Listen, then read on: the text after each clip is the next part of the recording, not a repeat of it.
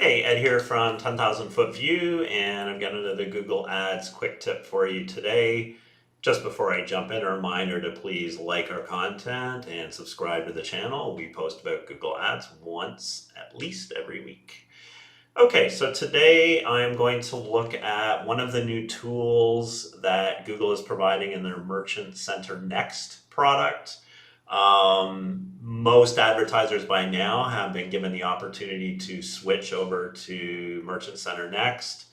There are some pretty cool tools. The interface is a lot more simplified. I'm actually in the process of writing an article all about Google Merchant Center Next, probably be published in the next 30 to 60 days. But today I want to look at the Product Studio, um, which is an experimental feature. And what this allows you to do is some fancy editing of your product images, which can greatly enhance the look and feel of those, and hopefully that will lead to more performance. So once you get in here, there's a suite of 4 tools. There's Generate Scene, which allows you to basically generate a background for your image with AI. There's Edit Background, which allows you to clean up various things. There's Increase Resolution if you have a very small res image. And there's View History, which is not actually a tool, but just shows you kind of your handiwork. So you can select a product from your feed, and that's what most advertisers are going to do. You can also upload an image. In this case, I've selected a product. There's actually 2 images here I can work with. I'm going to work with this first one to begin with. So I'm going to confirm it. And you'll see that it removes the background. So if it was not a white background, then it would still remove that. And just a note on that is that 95% of advertisers we start working with, their products all have a plain background. And so, there's definitely room for improvement with all of these images. Okay, so I've got the background removed, and now a tool that I have access to right away is Enlarge and Reduce.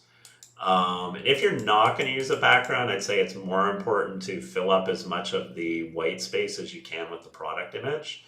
If you're putting in a background, then having your image a little bit smaller is okay. It's going to look better contextually. So first we have to describe what the product is. It's a running shoe, pretty straightforward.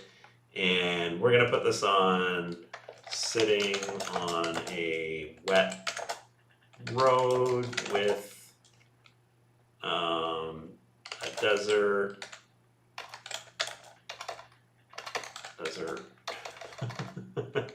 desert mountain in the background and sun setting. So that's pretty ambitious, I will say. I have to move myself out of the way so that I can click the Generate Scene button, and let's see what it does.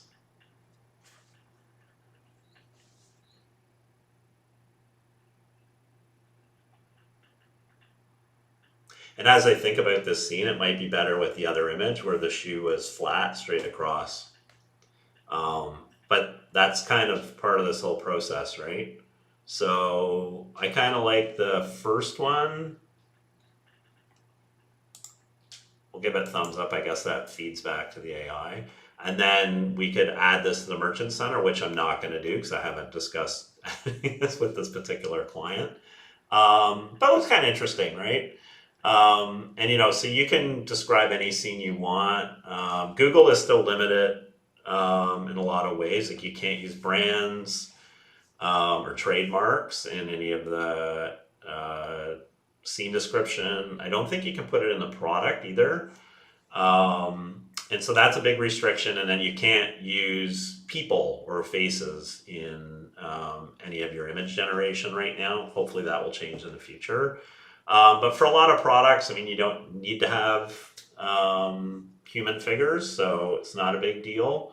But that's the scene generator, and then you can just save this, and you're good to go. But imagine if you have 5,000 SKUs, It's gonna take you a while, right? So, I think this particular tool set right now is better suited to smaller stores. They maybe have, a couple of dozen SKUs and they want to kind of upgrade their imagery. Much more reasonable, right? Otherwise, somebody's sitting here for days and days and days. So we're gonna go to the background editor, and I'm gonna pause for a second while I bring up a product. And we're back, and we have this nice sandal here, and I'm gonna choose this image, and I'm gonna do remove background. And so this did exactly what the first step is in the scene generation, except now I can actually save this image back. So if you have like a background that's just not good, you can remove that and then you'll basically have a white background by default. I don't think I can change the color of this. I'm pretty sure it'll be white. The other thing you can do here is if you have a text overlay, I found that the background removal tool will often remove that as well. So it's a quick way to get rid of, if you have like a big 50% off, which you can of course run in through Merchant Center because your product will get disapproved. It does tend to get rid of that. So that's a nice feature. All right, and then increase resolution, pretty self-explanatory. Again, I'm gonna pause while I bring up a product. And I'm back again. And this running shoe right here happens to be the one that I buy. I think I'm like the 4th or 5th generation of this Saucony. But anyway, increase resolution. Let me click on the button. And I guess it's going to increase the resolution by some amount. We will see. And there we go. And so before and after, I can't tell a difference, probably because this was already a pretty high-res image, but we do have clients that have almost thumbnails for their shopping images, and so definitely being able to increase the scale of that would be helpful. And this would be good in conjunction with enlarging too, potentially. So that's basically it for the tool set. I mean, the kind of the cool fancy one is the generate scene where you can insert a background, but definitely background removal is useful as well. Again, I think these tools are really useful for a small shop that probably doesn't have like a graphics designer on staff that has, Adobe set of tools or things that they can do at scale. So a whole bunch of products at once. But yeah, it's kind of cool. And I think, I'm going to encourage some of our clients to use this. And we will see what happens with that. So that is it for today. I hope you found this video useful and informative, and I will see you next time.